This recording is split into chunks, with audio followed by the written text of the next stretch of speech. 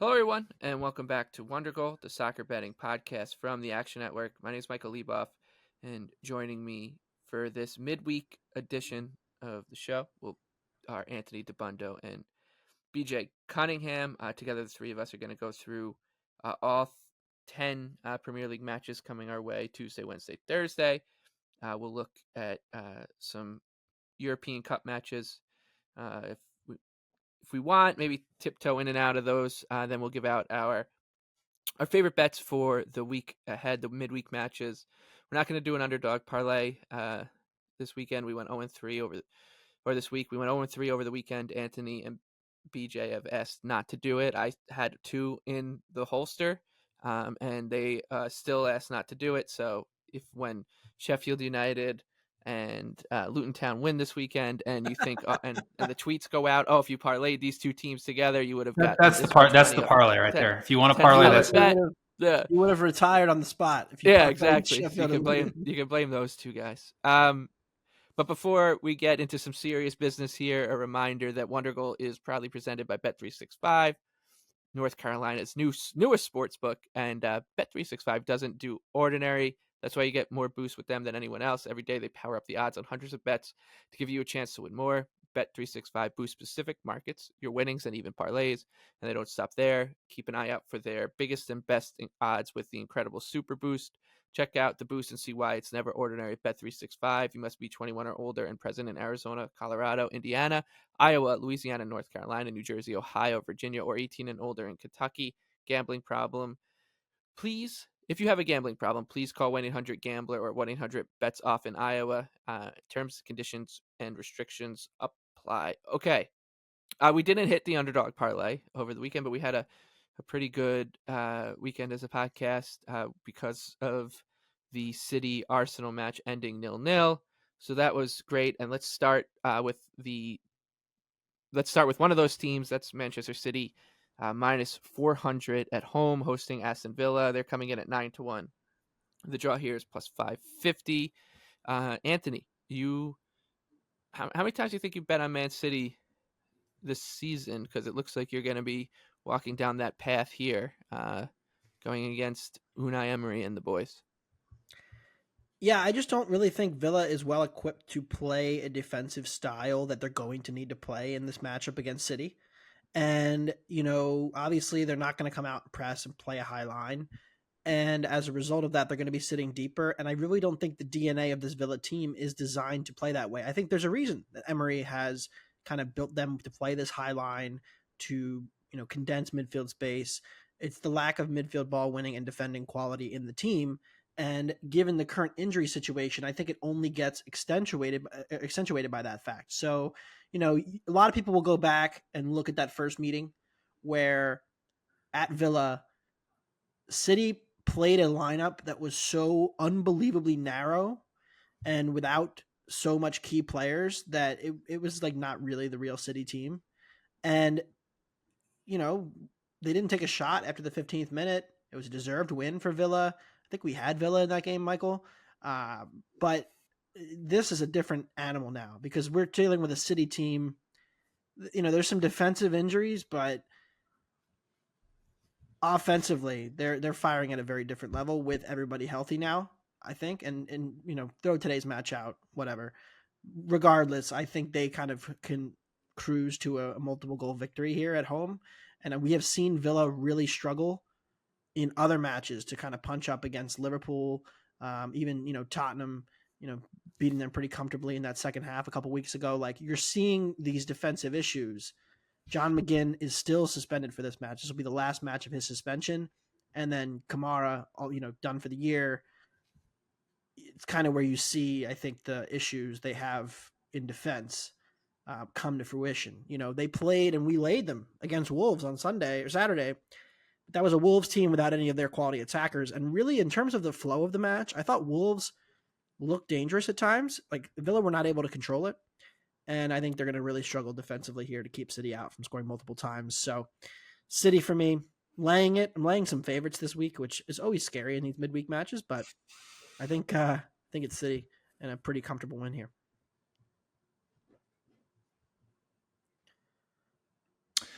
Yeah, so I I do agree with Anthony's sentiment that I think we'll see a different type of lineup here from City. In the previous match, they started Foden on the left, Silva on the right. And like you said, they just were trying to dominate the center part of the pitch.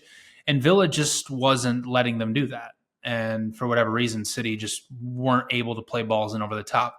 Well, now Kevin De Bruyne is back, so that obviously changes everything for City. They actually have that ball-playing central midfielder that can distribute and play balls over the top of the line, since there's really not going to be any space in between those lines. It was funny. I was going through everything before last night, and I was just like, "What's the everybody holds serve parlay?" Right? The Arsenal, Liverpool, City parlay, like the chalkiest thing that you can possibly do. It's actually not as bad of the price as I thought. It's about minus 160 ish, which I was like, maybe. Like that's not bad. But I know Michael will tell us later in the podcast how Sheffield's going to beat Liverpool, but. But no, this is a pass for me. I actually do show a little bit of value on Villa, but without Kamara, it's a little bit of a dangerous game, and I really don't like backing Villa on the road, especially in these type of spots against these really good teams, because they have struggled basically in any scenario that they've been on the road against a really good team. So it's a pass for me. Okay. Yeah, I was looking at this too, not the parlay of the three favorites, but I was looking at, is City going to be laying less than a goal the rest of this season? I kind of think the answer is that they're going to be laying a goal in every match the rest of the season. Minimum. That's where we're at now. Like they'll go to Tottenham, they'll go to Brighton. Other than that, that's pretty much it. I mean, not counting Champions League, which obviously could change. But in the Premier League, they're going to be laying a goal in every match. So that's kind of where we're at now with City, where it's like a lot's going to have to go wrong for them to lose or even drop points. I'm sure they will in the final 9 matches. But now we're in chase mode. Can Liverpool hold off the chasing pack? That's going to be really fun. Tricky matchup for them this weekend. The same is not true for Liverpool and Arsenal, by the way, who will have matches where they are shorter favorites than that. Liverpool goes to United, and they go to Villa. Arsenal goes to Spurs, etc. Arsenal goes to Brighton. I think they're laying 3/4 this weekend, so there are going to be more chances for the teams in front to slip, given the schedules. Each team has 9 matches left. Was 9 matches left apiece, right? So, I do wonder what the over/under would be set on combined points dropped from this point on, just because none of them playing each other anymore. I think Tottenham is really the that'd be a fun one to mention to our friends at Bet365 to maybe get that booked and on the site. That'd be an interesting one. I guess I would put it somewhere in the teens. Yeah. City's going to be like 5.5 to drop. Right. I mean, I probably could go ahead and project that out if I really, if you really wanted to. Yeah, we could do that. Maybe we'll make that. We'll discuss that ahead of the Thursday episode, maybe. Yeah. Yeah, maybe we'll do some stat logging, some projecting before the next podcast. Okay. But for now, we'll leave it there. Nothing for me in that match at all. I do think it's a fun couple weekends here to watch City, because I think like they've got to make up some ground in the goal difference, man. So I do think that, Anthony, the way you're betting this match, I think if City is ahead in these matches and they feel like comfortable, maybe it's like 2-0, I do think that you're going to look at a team that's going to want to step on, put the pedal to the metal more than we're used to seeing from them, because they've got to make up some ground in goal difference with Liverpool and Arsenal. They are trailing Liverpool by 5 goals and Arsenal by 11, so probably not catching Arsenal, but at least Liverpool. So just keep that in mind. Well, Michael, you say that, and do you know who City has this weekend? That's what I'm saying. Like put 10 past Luton. Yeah, it's like Luton, and they got Palace and some other ones. So it's just something to keep in mind with City if you're watching them, and don't think that if they're up 3-0 on a team in the 30th minute that they're going to be shutting down shop. All right, next up, let's talk Chelsea and Manchester United. Both teams coming off hilarious draws for very different reasons over the weekend. Chelsea 2-2 against Burnley, in which they probably should have scored 4, I think, if we're being fair. Like United XG, coming. yeah. What's that? It was like 3.3 XG in total. Yeah, I think if you want it, they deserve the win in pretty clearly. They are minus 106 hosting United plus 250, and the draw is plus 300. Then United 1-1 against Brentford, and Brentford. I mean, United should have conceded 3 or 4. So they both get out with a draw, 2-2 for Chelsea, 1-1 United, and now they meet at Stamford Bridge. I have no interest in betting Chelsea here. I think that a lot of people will be looking at the Come on, Michael. over here. I know I'm not laying that. Man, this team, I don't trust. I honestly would rather bet United here. I'm not betting it. I think these are two psycho teams going at it, and in that case, I don't want to be laying juice. Like, come on. So I'm happy to sit this one out, and pass it over to you, Anthony. Yeah, so I took some over 3.5 plus 110. I project this right around 3.6. Just blind numbers. I have no problem betting overs on either of these teams either. I trust my numbers that say that United gives up 20 shots every time they get off the bus. It's just at this point in the season, we know what they are. I think they held Liverpool to 19, BJ, in regulation. They did. So that was big for them. Nice job to them. That was big. Also, still conceded twice and over 2 XG in that match. Like, it was, and that was a home match. But yeah, I mean, Luton Town, Brentford gets to 30. Every match now, regardless of who they're Wolves, whether they're ahead, whether they're behind, no matter the game state, you can just pencil in the other team to put up 20 plus shots. Even Everton, who really have been struggling to create chances, 23. So just kind of consistent barrages on their net. And Chelsea's got the opposite problem where, they're getting a lot of defensive miscues. And look, they have a lot of young players. They're relying on their young players to consistently perform, and it hasn't really worked out because young players are inconsistent, and that's the result of the situation. They're not conceding a ton of shot volume, but whenever they do, it tends to get really broken open, and they tend to, obviously, like the first goal against Burnley was kind of fluky. The Disasi own goal in the FA Cup, like they've had a lot of dumb goals go against them, but also it's a lot of switching off, and you see that a lot when you watch them play, that they don't look like they can, stay focused for the full 90 without conceding. So I like over 3.5, anything plus money. I think it's good. But I'm also intrigued by like a fun prop angle here. Like, what about like both teams to score yes, but also a draw? Parlay. Like this game, to me, whoever's ahead, I don't trust them. United, we've just discussed. Chelsea, like we've seen them blow so many leads this year. And then both attacks are capable from behind as well. Like this game, to me, feels like they're just going to go until eventually it's like 2-2 or 3-3, and then they're just going to call it. So to me, like that's probably a way to look at this. Now the draw is 3-1. So if you throw like a both teams to score in there, you can probably get up to like plus 375. That is another potential angle to look at for this game if you're trying to get more creative. And I just think that like neither team will be out of this game at any point. Even a 2-goal deficit, we've seen both teams erase and blow at various points of the season.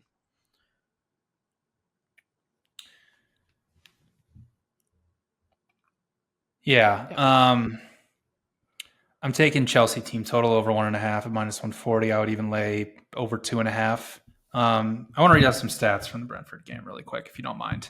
3.2 expected goals, 31 shots, 19 passes into United's penalty area. And the biggest one of all, 85 touches from Brentford in United's penalty area. That is the most a Premier League team has had in a single match over the last 5 years. That's like, think about that. That's insane.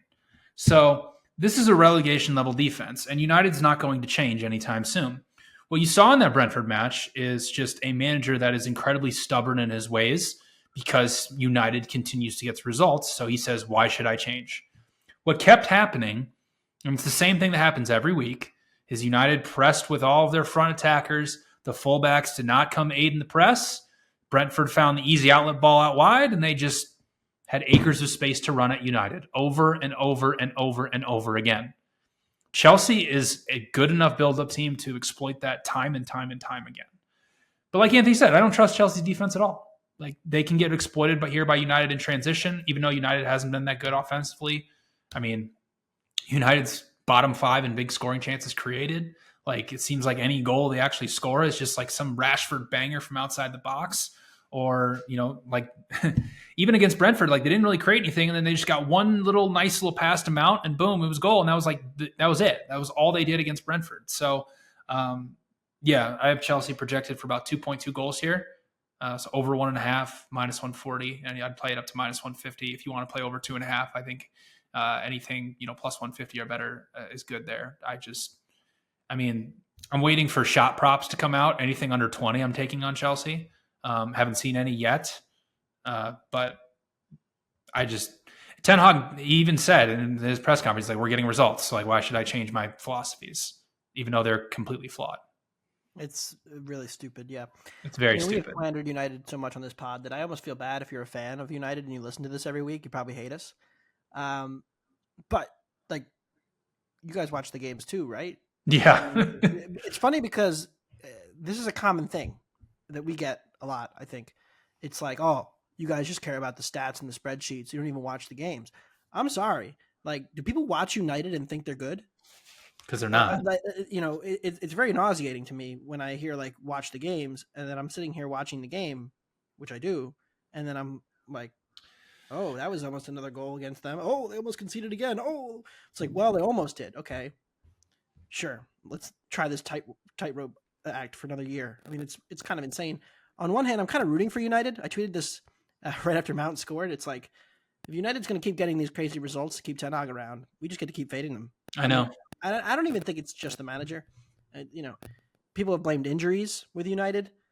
I mean, Martinez was on the pitch at the end of that match. They had pretty close to a full-strength team in that match against Brentford. Haaland was back, had an okay game, but he does make their attack better. So, again, helps my over. But I think that, like, this defense is pretty close to full strength and still can't stop anything. Yeah, and Casemiro is completely washed, and they're just putting all of their hopes in Mainu, who is very good. Like, he is a very good young midfielder, but just putting everything and saying, here, carry us game after game after game. McTominay next to him. Yeah, it's just like Mount is something. Maybe that's the key. But I'm not believing anything will change until it's a sustained period of change. Okay. Yeah, I think Anthony's on the right path there. Like, you want to bet into this game being plus 350, best number I found for you want both teams to score and draw. A game where everybody leaves upset. It's probably think about that and then bet into that. Chelsea goes up 2-0 first half. United storms back 2-2. Yeah, exactly. We praise 98th minute. Yeah, exactly. Bruno Fernandes penalty. The live draw at 18-1 in like the 89th minute, and there we go. If you'd done that in Fulham and Sheffield, that'd have been something. Let's move on to Newcastle and Everton next, which is an astonishing match to break down. Newcastle's odds on at home. We're looking at basically the same odds as we saw for Chelsea and United. -106 for Newcastle, +260 for Everton. The draw is +280. Everton has not won a match in 2024. They haven't won a match. Was it December 16th? They found a new way, Michael. Yeah, well, that's what I was going to get into that. I think that there's something to be said about that. Like, and with the news that came out about like the team's finances being even, just more egregious this year than they were in previous seasons. So I think that stuff does matter when you are talking about teams and handicapping and such. But it's still, I don't think it matters enough to keep me away from Everton once again against a I'm not doing it anymore. Why? Like, now, it's a look. Nope. You guys both bet him last week. How'd that go? I mean, it was an even match. It went exactly how we expected it to go. Yeah, it was a completely even Coleman match. chest went into his own net, and like, look, it's just not fun anymore. It was fun for a while, and now I got really tired of it, and I've done the heel turn. I'm out. I'm so out. No, it was fun. I enjoyed it, and look, maybe I'll be back in again at some point in the near future. But for this week and last week, who do they have this weekend? Who do you think they have? Don't tell me they have Liverpool. They have Liverpool. The Merseyside Derby is on this weekend? No, it's sorry, it's not this weekend. They have the next. They have Liverpool April 24th. So we got some time. My bad. Thank God. It's okay. Who do they have we have it's Burnley in a relegation pass. 6 I points. mean, hold They're on. like minus 130 against them. Let me at see. When home. will my next bet? No, you'll bet them Everton? at the next. Then their next match is against Chelsea, so you'll be on Yeah. them against Chelsea, and you'll be on them against Like- Liverpool. Away to Chelsea, they'll be catching more than a goal there. That's a bet. Yeah, it's Home to Forest, no. Home to Liverpool, I mean, yeah.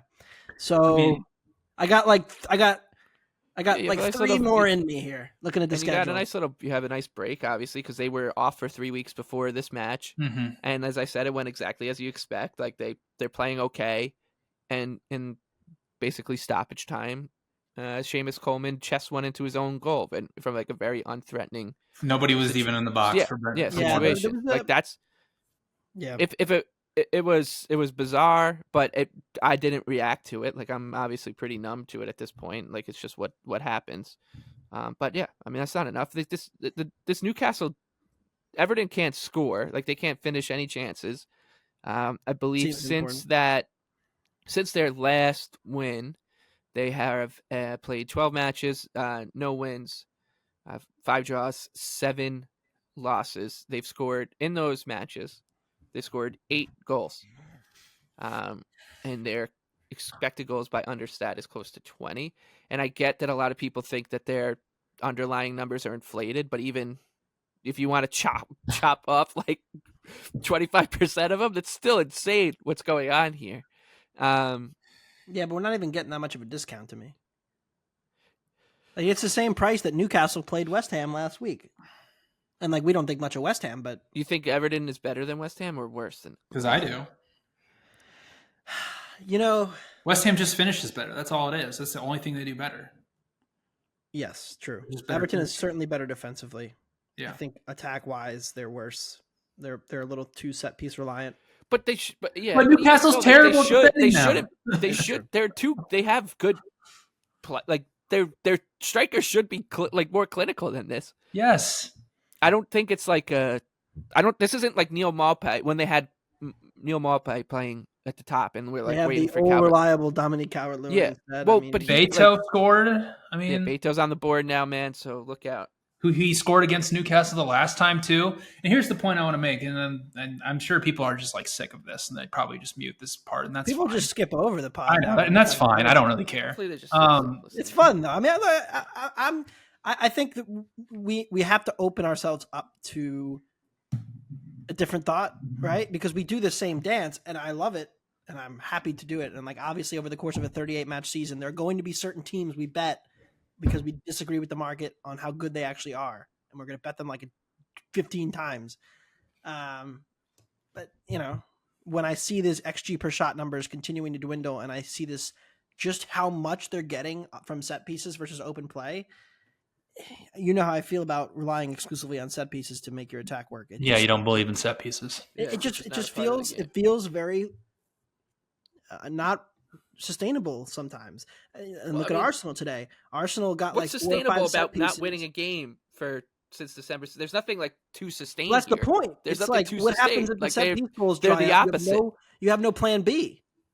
Like Everton goes down and they have no way to. They don't play have back any other.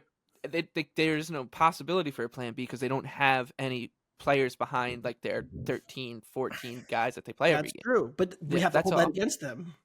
Well, I know, but right now they're not like dealing with any injuries and stuff. This should be a team that should be mid-table. Yeah. Yeah, there were 2 matches for me that kind of just like scared me, which were the Spurs match, which they created almost everything from set plays, and they were awesome. They clearly identified a weakness with Vicario. They were hammering that edge. They kept getting set pieces because Spurs can't control a match, and they got the late equalizer. But I watched the match, and I was like, well, every time the ball was in open play, they couldn't do anything against Tottenham defense. It's not very good. And then the following week, they played Palace. It was that 1-1 draw in a Monday night game, and it was some of the worst football you'll watch all year. And then the crowd would roar every time they got a set piece, and they created a 1.5 XG. About 1.3 of it was from set pieces. And I'm just like, yeah, but like what happens if they don't get this? What happens if the set pieces go against them for a match? Like the United match, a couple of dumb tackles and now you're out of it. So it just feels flimsy given that the market is still giving them a lot of respect. If the market was treating them like a shit team, I'd be more inclined to back them. In this case, the market still prices them like the 13th-ish team, 12th. I don't know. That seems probably fair given what we said about them now. We have to kind of readjust down in the last 2 months, but they still have not won a match since football season was in the American football was playing. I get all that, and that's wonderful, but let's look at who they're actually playing in this match, because Newcastle can't stop anybody in transition. Like, I know Everton can't get anything from open play, but if there is a team that they could get something against, it's Newcastle, who just lost to Sells as well. So now they're down to really just one true center back. I mean, they can slot Dan Burn in there if they really need to, but it's a makeshift back line. It's a defense that's going to play a high line. And if you watch some of the goals that they conceded against West Ham, and it's just simple stuff. Like, the first goal that they conceded to West Ham was just like a very simple ball over the top that they just miscommunicated on. And it was just like a very easy goal for Antonio, who has been claimed to be washed on this podcast by somebody. And correct. Yeah, no, he still is. But, and then, and then Kudus just kind of dribbles through their entire team. And, essentially off of a set piece, they get a transition break and there's just one guy back there defending. Like Newcastle's playing so aggressively that, I mean, Everton, if they were ever going to get chances, they could do it here. And they beat Newcastle the last time they played them 3-0, and all 3 goals came in transition. So I'm doing it again. I'm probably the definition of insanity at this point, but I don't, It's another coin in the slot machine, baby. Let's do go. it. Yeah, it's just another coin in the shop. And by the way, I'm only doing plus a draw. Yeah, I'm only doing plus a half here. Okay, just get it. Like, all they need is a draw. I'm going to say the same thing I said last week, which is this game screams 1-1. And I was ready to take my, say like, oh, look, it ended 1-1 until Seamus decided to have it. I still don't understand what he was doing. I just. By the way, and one last thing, I know I said it, but Newcastle is 17th in XG per set piece allowed. Like, Everton's going to have massive set pieces don't count. They just don't. They don't count, right? Yeah. They're not part. Just feels flimsy to me. Okay. Enough of that. We'll be back on Everton again next week or this weekend. Forest and Fulham up next. This one is close to a pick'em. Forest plus 150 at home. Fulham traveling has a slight dog plus 180, and the draw is plus 240. Here it looked like I don't know, maybe we got with Fulham a bit over the weekend. Shame on us. But I and you guys want to go the other way. I mean, that was a crazy match, so I don't know even if you want to read too much into it. Forest is just going to be looking to shut down. It looks like they're trying to do how Pep and Arteta were trying to play on Sunday, which is like, let's just shut everything down, scratch out as many points as we can. We'll nick a win here or there. If teams can break us down, we'll tip our caps. We'll move on to the next week and continue that plan as they try to fight to stay up. And I don't know if Fulham is all that going to be all that different here. Like, this one really feels like a little bit of a rock fight. I don't think the draw is a bad look here. Or if the 0-0 came through for us in City Arsenal, if I had to pick one 0-0 special on this board, it would end up being this one. What say you, Anthony? Yeah, so we just talked about set pieces. Let's talk about set pieces again. So Nottingham Forest have conceded 18 goals off set pieces this year. That is 3 more than every other team. They have conceded that off of 9.7 XG. That's from the analyst. Fulham this year have conceded 4 goals from set pieces. That's comparable to West Ham, Arsenal, Man City. Second lowest in the league. Only City has conceded fewer. But they've conceded 10.1 XG. So, if you're just basing it off of the shots you're allowing from dead ball situations, Fulham has been worse defensively set piece wise than Forest. But because set pieces tend to be highly variable, Forest has run horrendously, and I think it has inflated the market price on Fulham, and I like Forest at home, draw no bet, minus 118. I have them closer to what they were last week, honestly, which they closed plus 120. They're sitting like plus 155, 160 on the money line. I have them closer to plus 130 here. So we've liked Fulham. Fulham had some dumb goals they gave away. They were certainly overinflated in that market price against Sheffield, but we were like, we don't really want to back Sheffield because have you seen them play? I think Forest at home is a buy here, as long as you don't have to lay anything. Like, I would not be laying half or a quarter, but even money minus 118, best price, draw no bet. It's good for me. Yeah, I agree. The thing about it is that Fulham, like we've said, have been more willing to not play the way that Forest is playing right now. Like, that's how they were playing in the beginning of the season. And now they're starting to come out. They're starting to press. They're trying to play out of the back a little bit more.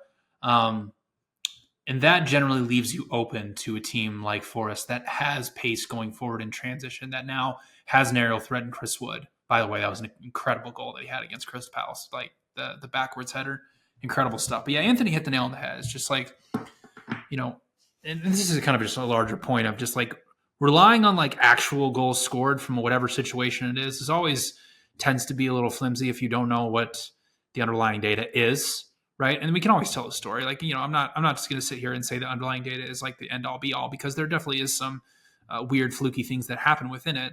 But something so drastic like that with Nottingham Forest is, the reason why is because of bad goalkeeping play, essentially. Sells has been okay in net, I guess. Like, he hasn't been terrible. He hasn't been catastrophic like Turner or the other keeper. But Vlachodimos, yeah, sorry, his name was escaping me. But yeah, no, I like Forest here, draw no bet. Again, like, I wouldn't lay anything minus 120 on the draw no bet line more than that. But yeah, Forest, who's played much better at home, who actually have been pretty good under Nuno, has a positive non-penalty XG differential, so which is saying something, for a relegation fodder team. So yeah, I like Forest, draw no bet here. Yeah, here's the thing, right? So, I mean, you could go back and watch every goal. I mean, it's hard to pull up because like they played 28 matches. If you did a compilation of every goal scored against Forest, I have a pretty good feeling you'd be like, wow, what an amazing finish. Wow, what an amazing finish. A lot of times. And that can happen. I mean, how many times do we see a team have awful set piece defense? The guy gets a free header at the 6, and then he just skies it over the bar. And we're like, oh, got off with that one. Well, I mean, that can happen a bunch of times to a team, or the opposite. Like, the Newcastle match to me sticks out. Newcastle played Forest. I think we both bet the over. Sailed over, ended 3-2. Newcastle wins the match, but they scored 2 ridiculous set piece finishes on like low quality chances where it wasn't even the goalie's fault. It was just like, holy shit, that's a great finish. In traffic, a lot of bodies found its way to a corner. That can happen to a team for a year. We saw it with Leicester last year. How bad did they run on set pieces, defensively? And they conceded so many goals. I mean, XG wise, they were below average, but they weren't historic like the goal rates they were giving up. So, set plays, can you get off with the guy having a shit day kicking the ball into the box? It's way more variable. So I love Forest here. I think we should title this episode "The Week of Set Pieces." I know, right? Based on what we've been talking about so far. What's that? All right. Well, we should hire a set piece analyst as a guest. We should. Like all the teams are hiring now. Okay. On to Bournemouth and Crystal Palace. The draw here is plus 280. Palace plus 300 and Bournemouth minus 118 at home. Bournemouth, by the way, if you go back to December 18th, by expected points at Understat, are 4th in the table. Since that, they played one more than most, but even by like expected point per match, they're right there in the top 6. So they've been really good for quite a bit. They of course got a pretty lucky break against Everton, but I think it was a win that both if whatever side won that match could have taken and said that they deserved it or a draw, whatever. Bournemouth ends up getting the break. Now they take on a Palace team that is coming off of a pretty low event draw against Nottingham Forest, and like the Luton Town match, Palace the attack looked a little bit better, but since Glasner's taken over, like when you look at the numbers they've put up, it's not been against impressive opposition. So I think that against the Bournemouth team, it's a little bit of a struggle. That said, like I think this looks a little too high on Bournemouth, so I'd rather play Palace. But Not rushing to bet it here at all. Anything for you, BJ? No, I think this line is generally right. Palace have been kind of interesting under Glasner. I don't think we really truly know what they what the identity that we think they're going to be, especially going into next year. But this line is about right for me. I mean, Bournemouth minus 110 at home. Yeah, I mean, the thing about Bournemouth is like they, even that match against Everton, when Solanke scored, which was just a miscommunication between the two center backs on the header, which was again the only big scoring chance they had in the match. They didn't take a shot for the remainder of the match after they scored that. So I think you could poke some holes here with Bournemouth. Like there's a world where Palace beats them in transition a few times and maybe nicks a goal. But yeah, I think this line is about right. Yeah, I agree. I mean, this for me is the most likely 0-0. Like you could see a world where Bournemouth's strategy of trying to play long balls doesn't really work against a Palace defense that's just like going to be ready for those types of situations. You could see a world where Bournemouth is sending in a ton of crosses and Palace is like pretty well equipped to defend those. They tend to struggle when teams are able to interplay in the middle, especially because they, don't really have like their midfield ball winning anymore to cover the space. So that's not really where Bournemouth's best. They're just going to swing crosses in all day. And, if it doesn't work, this game could get ugly. So I agree with all of you in that we're not going to bet this one.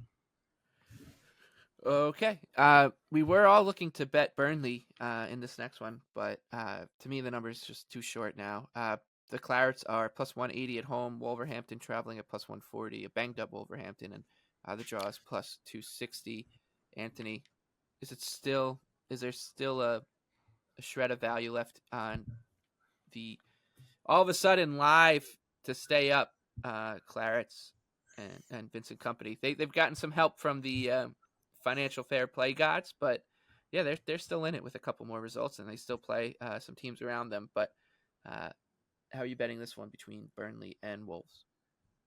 Yeah, I mean, you look at Burnley's schedule, you mentioned it. They're still going to host Forest. They're still going to go to Burnley, or go to Sheffield, go to Everton. They could make it work, maybe, but the attack has trended up, right? So you don't want to just believe in like a mirage of a short sample, but the attack has scored 6 in 3 games, and that's notable to me. I mean, a couple of them were outside of the penalty area, banger type finishes.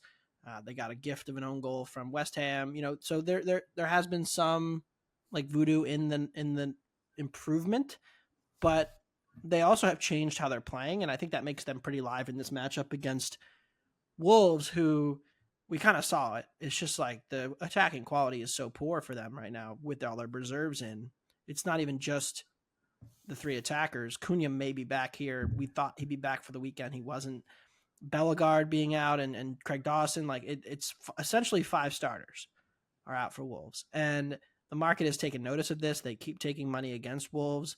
Villa got steamed up from minus 160, 155 when we recorded, all the way up to minus 195. And Burnley has been steadily coming down here. And the problem is now that it kind of has come past the point where I want to bet them.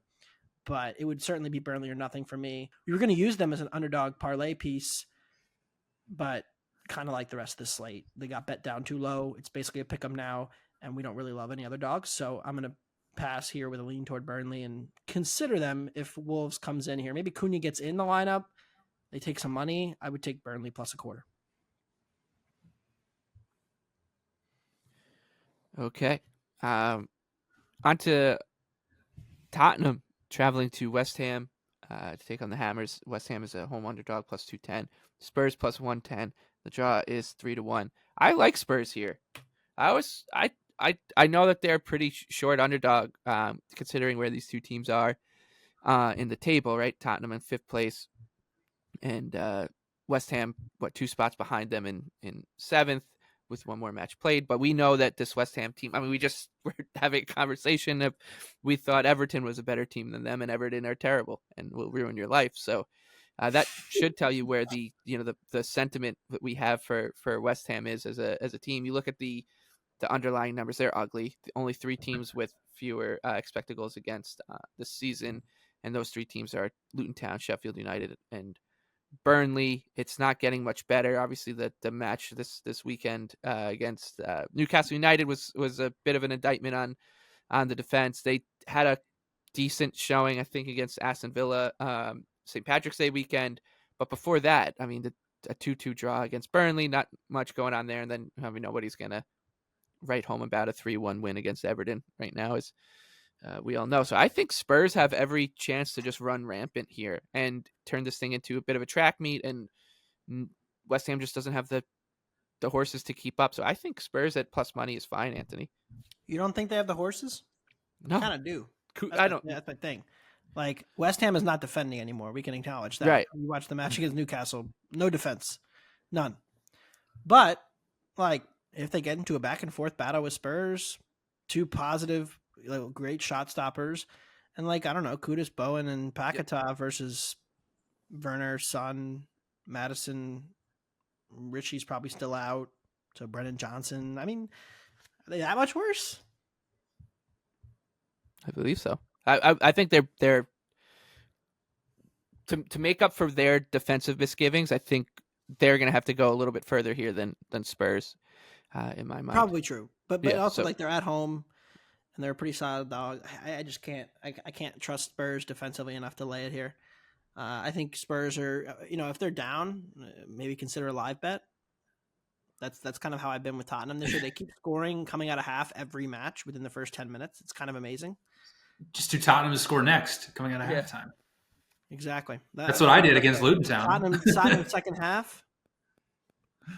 I say I live bet Tottenham at half against Luton Town because they're so good at a halftime. It's crazy.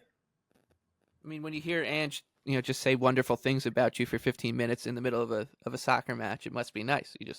He comes in, strokes everybody's ego, tells them, asks about their kids and their families, I'm sure, and then you're feeling good about yourself. You go back out there, you want to perform.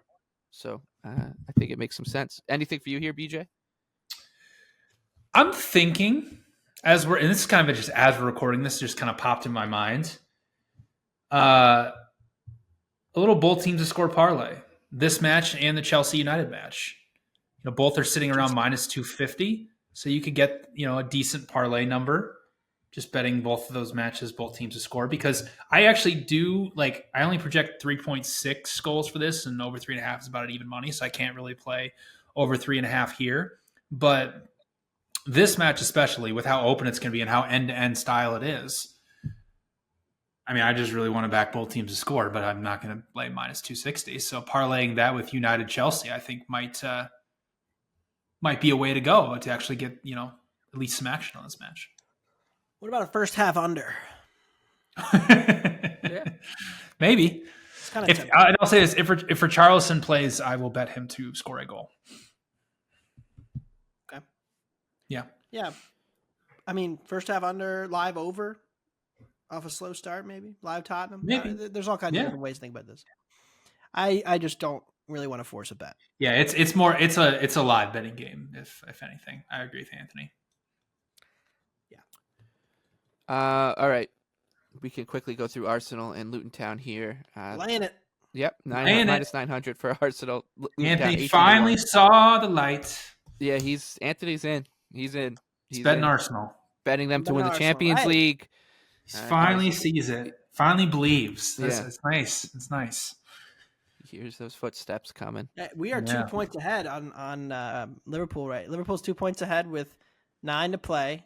And my Liverpool above Arsenal ticket, which has been one of the more fun sweats, honestly, for a minus 110 season-long future. I probably could have just bought Bitcoin and made way more money on that investment. But, Liverpool, 2 points clear. And Arsenal will win this game by however many they want. Yep. The first meeting, one of the more misleading final scores you'll ever see. Talk about set-piece variance, by the way. Yeah. Because Luton Town, got a cross and then put it in the corner, and then got another cross and then put it in the corner. I think one of them was a set piece, maybe both. And then Arsenal, wins it in Arsenal time. But the match was entirely uncompetitive. Otherwise, total domination from Arsenal. They played pretty poorly, I thought, in the final third, and still got to 2 plus XG. And now they're at home, and we have seen Luton Town go for it, and they have some paddlings coming their way. Mm-hmm. Yeah, and the thing is I think they're gonna get paddled by City too. Yeah, We talked about it If last only you week. It's could. like championship level defenders, Yeah. and then they all got hurt, and now they're What's backup the championship level what's the defenders. over under of goals conceded between them and Luton Town's? Well, I guess they're going to play Bournemouth in between the City and Arsenal They matches. just blew a 3-0 lead to Bournemouth too. Talk I about a know, that's motivational true. spot for them. I know. Bournemouth, like, kind of languishing in the mid-table. Luton Town just blew a 3-goal lead against them 2 weeks ago. We gonna bet Luton this weekend? I'm gonna bet the over. Over But 3 minus 110. Luton Town. no, it's Yeah, it's in the 3.5. 38th I minute. like it's they're up to 3.5 now, like plus 120. No, Still might be short. Yeah, the thing about it is like, okay, the match I want to point to is when Luton Town played Manchester City, when they really tried to go for it, when they really tried to man everything, and you just watched City just make like simple runs off the back line. I mean, it's simple stuff. It's not even hard. So That was I mean, Luton, Luton Town has what's that? Wasn't that at Yep. Luton in the FA Cup? That was at Luton. Yep, 6-2 was the final score. I think the biggest question is like, does Luton score in this match? I think it's very interesting because they keep scoring. Like they scored against Liverpool, they scored against City, they scored 3 against Arsenal. They just scored against Spurs. Like, and both teams scored. No, is like minus 110, and I'm actually projecting value on that, but I'm not going to play it. But yeah, no, laying with Arsenal minus 2.5. I just don't really see a world where Luton Town even like stops them. You know, if you want to look for like a comparison match, like go look at what Arsenal did to Sheffield United at Sheffield. Because like that's the level of what we're at right now with Luton Town. They are the worst defense in the Premier League. They've conceded 22 expected goals in their last 9 matches. That's like 2.5 per 90. So yeah, Arsenal can just pick what they want. And Arsenal have done a better job of running up scores. That was the they have, and they need to. And the goal difference is going to matter. So exactly. You got to run up the score. Arteta has become less of a the game is over, let's just pass the ball around guy in the second half. They have gone for the jugular and actually run up the score on some shit teams. Palace 5-0, even though like all of them were set pieces. West Ham 6-0. And then of course the Sheffield, I don't even know how many scored they match. I already forgot. 6. Blacked that out of my mind. I think it was 6 by half or 5 by half. Yeah, it was 5. It was 5 in like the first like 40 minutes. To me, this is like, yeah, maybe Luton nicks one, and like we could lose 3-1. That's like the only scenario where I think we're in deep shit.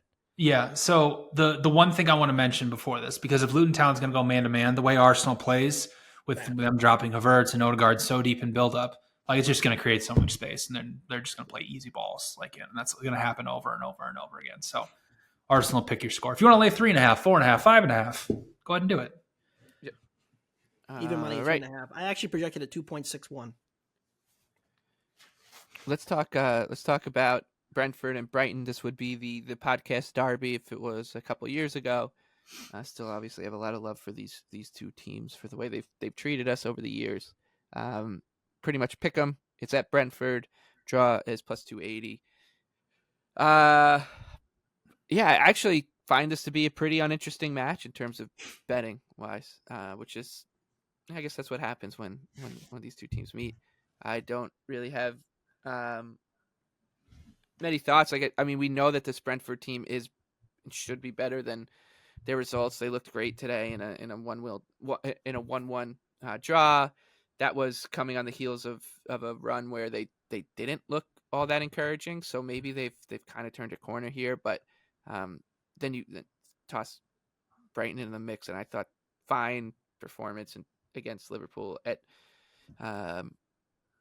Anfield, but I don't know, man. Like BJ, you seem to have more conviction than Anthony or myself, so we'll just turn it over to you. Yeah, I'm leaning towards Brentford in this match. I've generally just kind of, I don't know if like I've soured on De Zerbi. I just think that he's kind of run his course at Brighton, and like the playbook's out, and he doesn't really have a plan B, and he's too stubborn to do anything else because, and with Brentford obviously having Mbeumo back, he came off the bench against United. Even Wisa was amazing against United. So, Brentford does have outlets going forward. And I know it's been overblown a little bit, Brighton's transition defense, but they're still 19th in final third box entry conversion rate. Brentford's number 1 in that category. So like Brentford has a good advantage there. And even if you just look through, what Brighton has done, if you remove, so Brighton basically over their last 11 matches. They had one match where they just routed Sheffield United for 5-0. If you just look at their other 10 matches, last 11 matches. So if you just look at their other 10 matches, they've only created 10 expected goals in those matches. Like the offense, I mean, I think I've said the quote every podcast, but Thomas Frank just said, you got to give Brighton what they want, or you just got to sit back. He knows the playbook on them. He knows what to do. It's Brentford at home. They've played much better at home. They're so not only desperate, but overdue for a positive result that I'm not really sure they should be underdogs here at home. So I'm probably going to end up taking Brentford if I can get draw no bet at anything plus money. How do we not like the under? I know. That's interesting. Right? Because we just talked about this 2 weeks ago with Brighton. They go under again today. They got a little lucky there, but the attack created nothing at Anfield. I mean, Welbeck hit that nice banger to burn my first half under, and the game stayed under, but they created nothing. And then against Forest, a team who, gave Brighton the ball and sat very deep, they got nothing. Brighton is actually a decent defense compared to like the Brentford opponent from last weekend. Total sitting at 3. To me, like that seems high. And I know what that means in the year of 2024 in the Prem. Yeah. This is my under. That means 2 stoppage time goals is what it means. Yeah. But yeah, 3.5, 3 even money is good by me. All right, let's round out this part of the show with another massively lopsided line. This one taking place at Anfield. Liverpool minus 1,400 against Sheffield United. Please let this happen. Please, for the love of God. Sheffield United 25-1 and the draw. Please let it happen. It's 12-1. Yeah, I mean it's at 4. It's ugly, obviously. Yeah, now we have the highest total ever. Can I say what's crazy? When Brentford was 19-1 against City and beat them, and Palace was like 20-1. Was that the year before that and beat City? Like those were like adequate sides, right? Like Brentford was obviously really good, and you were getting dealt. It was like a 13th place Palace team, and exactly. Like you were getting dealt Brentford team. You were getting dealt 20-1 on these teams, and they were basically wolves, right? Like where wolves are this season. And now we're looking at this number. Like this number should be a lot higher. Should be, yeah. I was going to ask BJ. So I was going to say, where do you have this? I'm kind of curious. You're lower on Liverpool. A little smidge under 25-1, 24.9, I guess you could say. So Liverpool do have some extra variance in there because their defense isn't as elite as those usual City teams are. But I have this at 29-1. Yeah, I mean it just seems both teams to score. Anybody? See, I think betting. So anyway, I do have a bet I like in this match, I should say, and it is going in Sheffield United's corner. I like them to score first. There we go. Which happens. I mean, they're going for it, right? Yeah, I mean, exactly. They're going for it. Like we see it from Liverpool quite a bit. I don't know if like why we see it from Liverpool. They seem to be a team that used to just like come out gangbusters in their salad days. But now like it's not just this season too. Like we've seen it a few times. So I don't know. Why wouldn't you bet that if anything in this match? I think it's you can bet Liverpool minus whatever, minus 3.5, minus 4.5. And they could still give up that first goal. You can cash your Sheffield United to score first and still, get the weirdest middle of all time with Sheffield United still scoring first. So I don't know. Liverpool to win from behind? Yeah, like Liverpool to win from behind. I think it's fine. How does Liverpool lose this match? Or even tie this match? I should say Sheffield United's. They give up just like 4.5 to 1. It has to be like vintage transition goals. Vintage Nunez, I think, is the only way. Where they just they hit the post 4 times. He hits the post a bunch. Because Klopp is playing a style that, yes, like they're not defending as much as Arsenal and City, but we were talking about this off air. BJ, friend of the pod, John McKenzie, tweeted this. Like they're just going for it. and just betting they're going to outscore everybody. And it's been pretty effective. Sheffield did a nice job in the first meeting. Held them to 2. 1 came in stoppage time. But again, guess where this match is being played?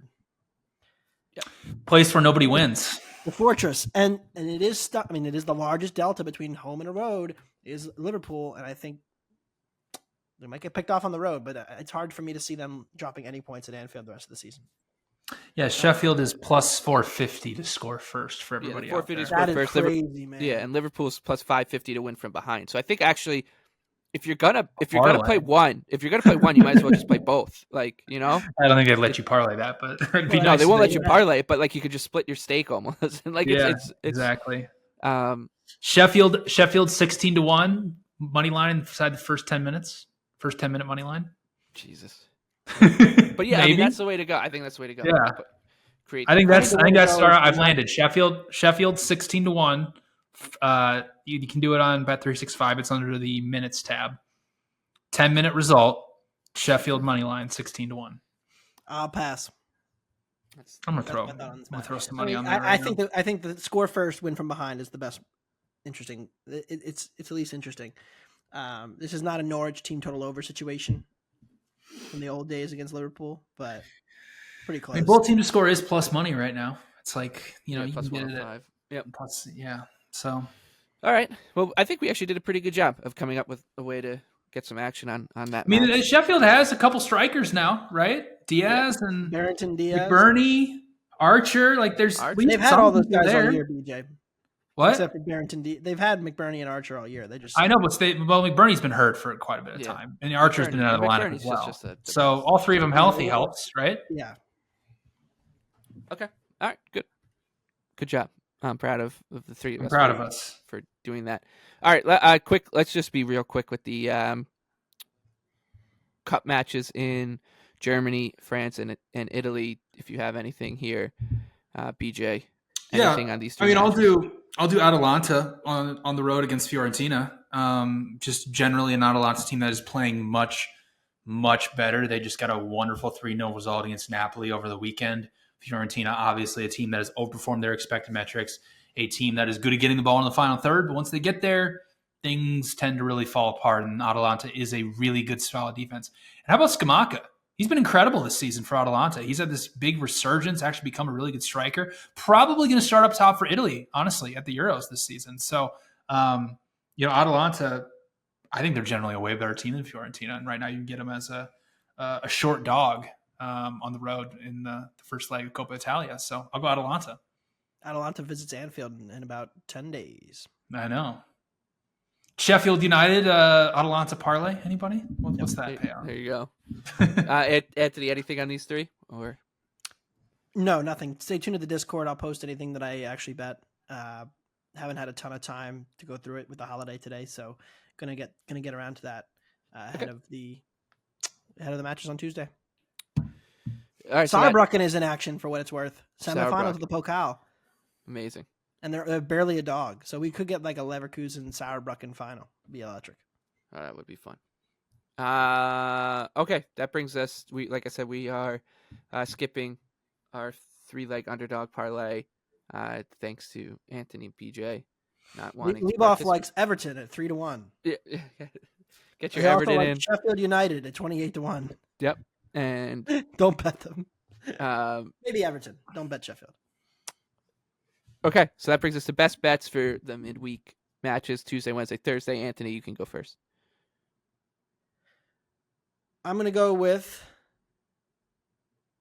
Nottingham Forest, draw no bet, -118 at home against Fulham.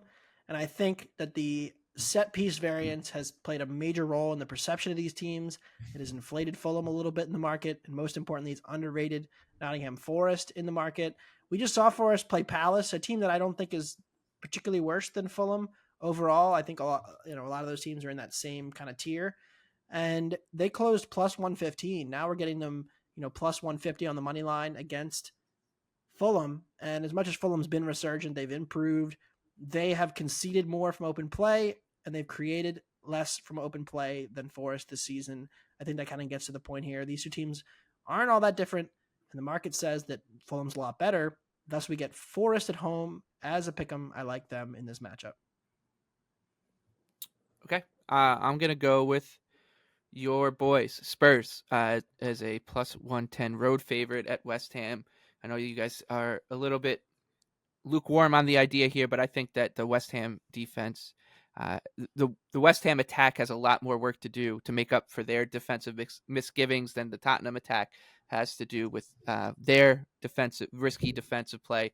Spurs seem to be firing on all cylinders. I like the way that they're trending just generally as well. I think that this West Ham team continues to be one that I want to go against when they're facing competent attacks. So I think that this is a fine time to bet Spurs, man. I know that they've had a couple of wonky results in the past few weeks, but I like generally where they're going. The fact that they've basically sat inside the top 6, 7 and have a good chance at top 4 still.